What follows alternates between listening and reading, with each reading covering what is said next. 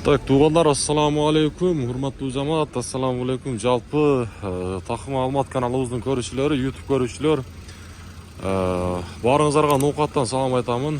Бүгүн 2024 жылдын буюрса мынакей 23 декабрь күнү болуп калды. Аптанын бүгүн дүйшөмбү күнү, сааттын жебеси 11:15. Аптанын башындагы валюта курс баалары кандай? Адатынча мен сиздерге тааныштырууну баштаймын. Баарыңыздар колдоп, мына ушундай бекер болгон лайкты басып коюңуздар, бизге колдоо болот. Мен тааныштырууну баштайын Доскоордо банктан. Сатып алуу боюнча айтсак, доллар 86.85, евро 90 сом 40 тыйын, рубль болсо 0.835 тыйын, 0.83 жарым тактап айтканда.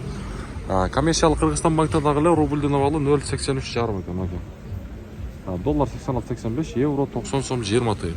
Евро 20-30 тыйын кошулуп калыптыр. Акча алмаштыруучу жерде дагы валютчиктерде рубль 0.835 тыйын, доллар 87.00. Түштөн кийинки курстар көтөрүлүп калышы мүмкүн туугандар. Эгерде жакшы жаңылык болсо, рубль көтөрүлүп турса, мен сиздерге буюрса алда ошол нерсени дагы жеткирип турам. Азия банкта дагы 0.83 жарым рубль, доллар болсо 86.85 экен.